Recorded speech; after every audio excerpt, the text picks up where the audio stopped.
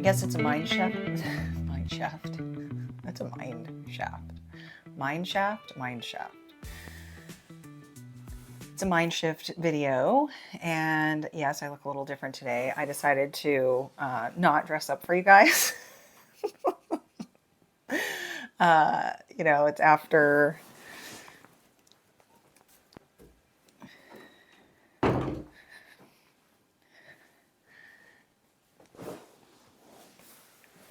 I was going to go to the gym, but that didn't quite work out in my favor today. Can anybody say spring break with the kids? But today it's a mindset shift video. I am trying to make these a regular part of my YouTube channel, and I hope you are enjoying it as much as I am. And these lessons that I'm relearning and relearning and relearning over and over again, I just find it to be so interesting. And I'm not here to teach you anything, just really here to probably just remind you of things that you already know. And hopefully just putting good, positive vibes out there into the ether during all of this madness. Because at the end of the day, we can only control ourselves, really. I mean, if we are a light in this world, it's going to be better than if we get tied up into all of this madness that is being presented to us every day on these devices. So I have been a headstrong Aries through 2026 so far, and really trying to capture moments where I do have some clarity and some cool thoughts or interesting thoughts that others may want to partake in with me. And my notes today talk about enjoy the process, because it is going to take longer than you think. And I have to put this down, otherwise I'm just going to read the damn thing to you. Enjoy the process, because it's going to take longer than you think. This is true in every single area that I can think of. First area that I learned this in the most concrete way was with fitness and diet and nutrition and exercise. Like most people, I started out on the journey because I was unhappy with my body and I didn't like the way it looked, was an insecure younger woman, and decided to, well, actually, I mean, it was a little bit of a lot of things. It was a little bit of a lot of things now I think about it. It was, I was a smoker. Yes, I smoked several packs of cigarettes a day. And when I quit smoking, I gained weight, and I didn't know how to lose weight. And I had read like every diet book and nothing was working. So I decided, man, maybe it's not just what I'm eating. Maybe if I would exercise, that would help. So I know myself well enough that if I spend $1 on anything, I'm going to get value out of it and figure out how to make a penny scream. So I knew if I put even just $26 a month into a gym membership at 24 Hour Fitness in Santa Barbara, whoop, whoop, shout out, that I would go and I would use that damn thing and figure something out. And so I bit the bullet, and I remember it being a big decision for me. Like, I went in there and I was really intimidated and I was scared and I was sweating and I felt like an outsider, and it looks like a dungeon over there, like when you walk in, or at least it did back then. And it, walking up to the counter and saying, I think I'd like to sign up for a gym membership. And they're like, fill this out and, do this. So just all those feelings of being a newcomer and not knowing what the hell to do. And by the way, I still have those feelings. They don't go away. Like anytime I go to a new gym, I kind of like get a little weird tingly feeling. And I think that's just the case with anything new. And people put certain weights and expectations on the gym and the connotations people wrap around emotional things. And an emotional thing would be like a wedding or a funeral or like the gym, anything regarding fitness and like especially diet. Have you noticed that diets are like religions now? it's like a political statement saying what you eat. In today's environment, like based off of what you eat, someone is going to make a judgment about who you are, who you believe in, who you voted for, what religion you belong to, and who you sleep with at night. It's like, okay, wow, you sure do know a lot because I told you that I ate this one thing one time. But so my point is that there's just all this emotional, mental binding energy. And when I say mental binding, I mean that it puts constraints. When you think you know and you're like really hardened in your mind, it creates this like bind where it's almost like the emotion can't rush through and you almost can't like process it through fully, and you can't really logic your way through something with all of that emotional tension. So I hated the process. I hated the beginning of it. I'm not going to discount how hard it is to build a habit or how hard it is to make a ravine in your mind so that the action becomes easier over time. But it is the way. It's not the sexy way. It's not the way that gets sold to you on a magazine. It's not like, hey, if you do the same thing every day for 365 days in a row, you will lose weight, or you will be happier, or your mood will become more stable, or you'll get to cut down on that medication. The sale is a high promise with low effort and low buy-in, and it's not the reality that you want. You think you want it, but you really don't. Or maybe you do, but it doesn't really come with the full package. Like going through and doing the surgery, yeah, that's, I understand, of course, I'm not judging anybody that does surgery. Like, I'm ready to go do surgery down here because I've got like baby things going on. My baby was like 10 and a half pounds. I've got ab separation. I think my intestines are like falling out of my body sometimes, or they are like, oh, okay, that ab exercise, like coning and all that stuff. Any moms out there all can relate, I'm sure. And men have no idea what it's like to sacrifice your body for your children. It's like insane. Well, I shouldn't say no men have an idea. I'm sure somebody's like died for their kid or something. It's a pretty dramatic statement. I'm talking in hyperbole, okay? That's just kind of how I talk sometimes. I'm joking, kind of. I'm like 70% joking. Can I put it like a percentage mark?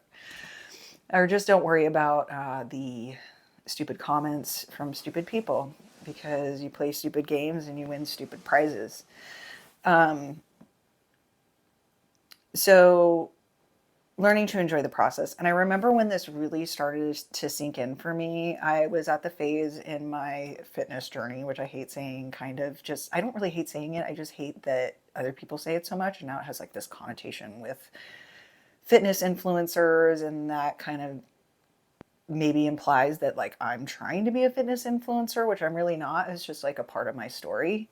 And when I was at the point in my life where I decided that I did want to try to do a fitness competition, and it's not fit. It's not technically a fitness competition for your bodybuilding nerds out there. I was just doing bikini, like NPC bikini. I did 2 shows, and yeah, they were like in California, and I got nationally qualified. I didn't ever go to nationals. I didn't ever try to be a pro or anything like that. It was just like a general entry into NPC. And when I decided I did want to do a competition, I remember during it, I said, hey, like, I'm kind of enjoying this, like it all sounds like it sucks. Like when you sign up and like you start, like when you say, I want to do that, when you see like the pretty girls on stage with their beautiful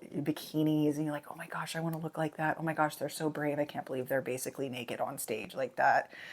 Most people, just the fact of being in a bikini is terrifying enough. And then to be on a bikini with fucking stage lights on you and literally bending over and looking at everybody and saying, does my ass look okay? Hi, everybody back there. Please judge me. And hopefully my ass looks good enough to get a trophy up here. So yeah, it's completely terrifying. And kudos to anybody who has braved any kind of stage ever, anywhere. And that was the stage that I chose to challenge myself on. And when when you make the decision to do a bodybuilding show or bikini show, you're doing it because, oh, look, it looks so pretty and they're so feminine and I want to be like that. You just think, wow, she's so cool. I want to be cool like her, right? I want to look cool like her. And then you start doing it, and then you realize, oh, I got to follow this fucking crazy ass diet, and I got to get up at 3 in the morning and do cardio multiple times a day if I'm not leaning out fast enough. You have to do all these things and all these adjustments. And I decided to coach myself. So I had to learn all these things, all these coaching protocols. And if anybody knows me, when I dive into something, I like obsess about it. So I was reading all these books, listening to all these podcasts, doing all these things, trying all these different protocols. And next thing I know, I'm having a great time because I was just so immersed in the learning process. Learn, apply, learn, apply, learn, apply, learn, apply, learn, test, wait, stay consistent, check in, weigh myself, check my waist, check my pictures. Am I making progress in the way I want? No. Oh shit, I got to cut calories again. Where am I going to cut it? Going back to the drawing board. I'm going to cut down to, half a tablespoon of butter now instead of a full tablespoon on this meal. And I'm going to cut out, I got to cut out barbecue sauce. Fuck, no more barbecue sauce because it's another extra 100 calories. I got to get 200 calories off a day, because you start doing math and you start learning math, you start practicing, and then it becomes nerd light. Like, that's what I call it, like nerd light, or like I call myself nerd light because I think I'm not smart enough to be a nerd. I am, in deep down in my heart, I want to be a nerd, but I've never been quite smart enough. It's like almost smart enough, but not quite. So I have to do stuff a lot to figure it out. Like, I know I take longer than most people to figure stuff out. I think I'm just hard-headed. And but I do figure it out eventually. And I did really enjoy that process of also being able to like do the math and see the numbers and see things change. And it was just a very concrete way of doing a test, seeing a result, making a change, seeing the result, figuring out how to make it as enjoyable as possible, figuring out how to, make it enjoyable as possible. Enjoy the process, because we're so used to seeing 6-pack abs in 6 days, or 6 minutes for 6-pack abs. Like, everything's so short that society has trained us that things that are worth working hard for are easier to get than they are.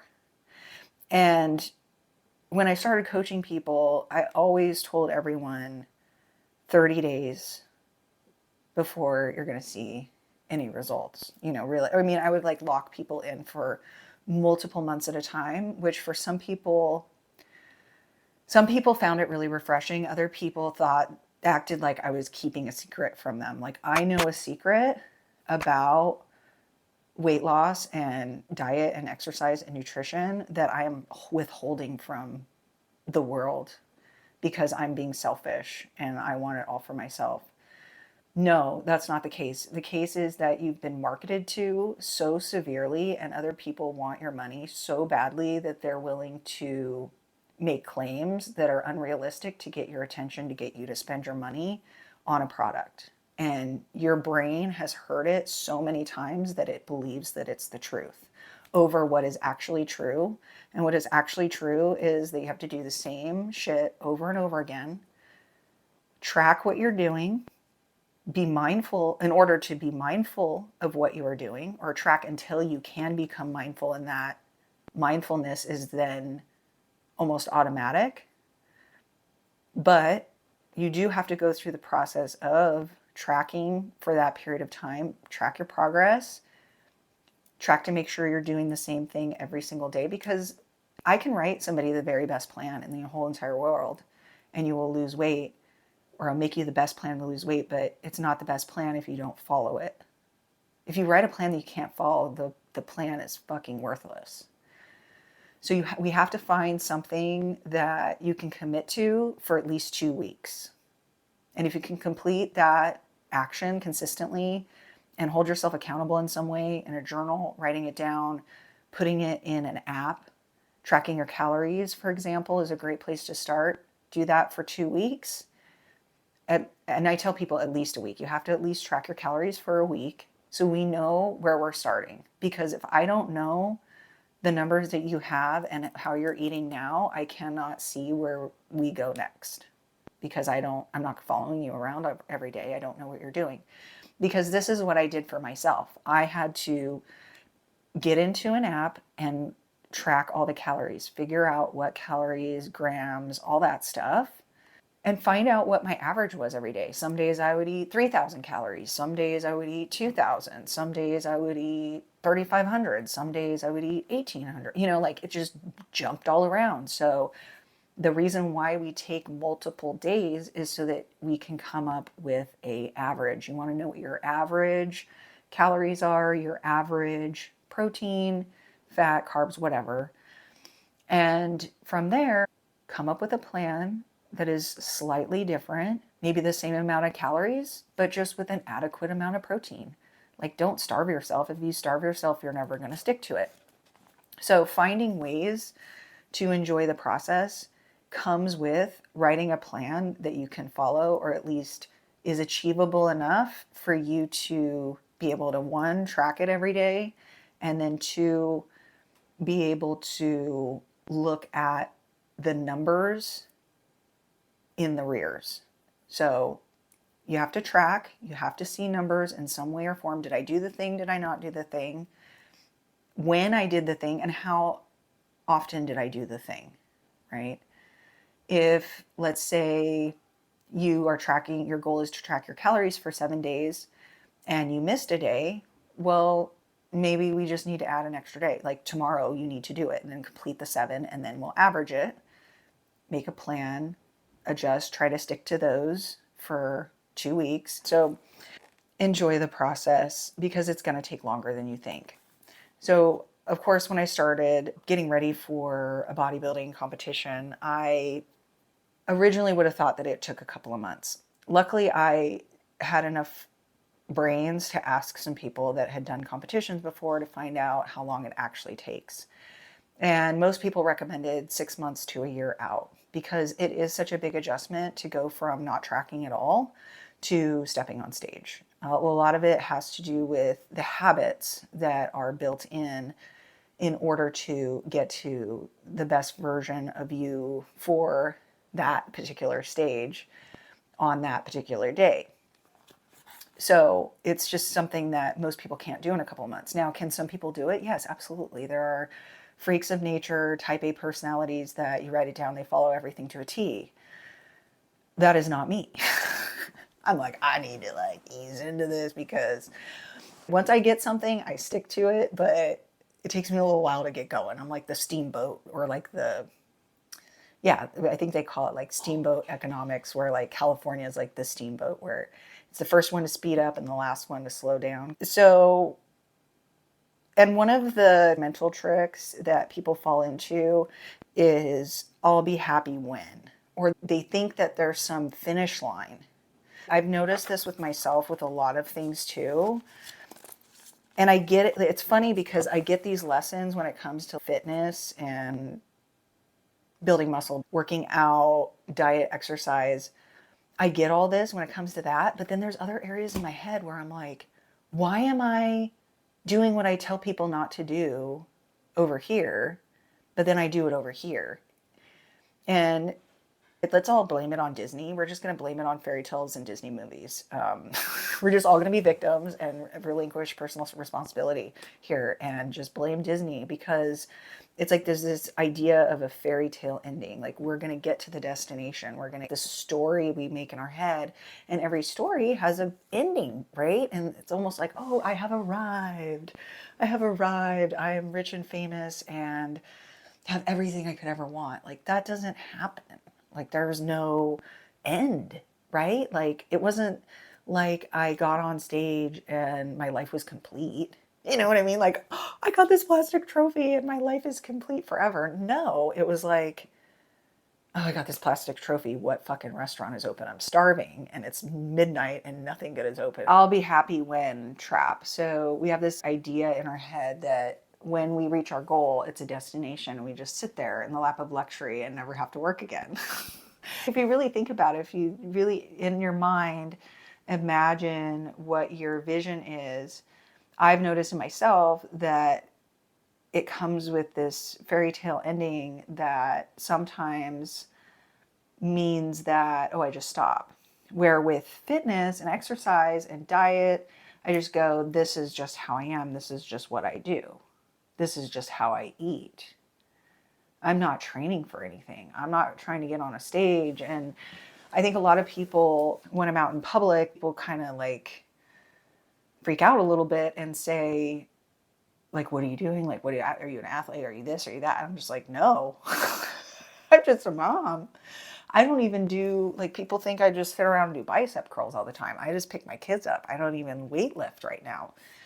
This is all just residual. And that is one of the really, really cool things to think about when you're considering what type of exercise you're going to put your time and energy into. I highly recommend some resistance training because once you have gone through the pain of building muscle, holding onto it is so much easier than getting it. And as long as you're eating enough protein, and by the time you've grown the muscle, you have probably figured out how to eat like protein and eat right, you know, relatively right, maybe not perfect, but pretty good. You're probably going to hold on to it. Anyway, so I've also noticed like with certain goals I set a goal and my immediate reaction is I want it done tomorrow. Like I want it now.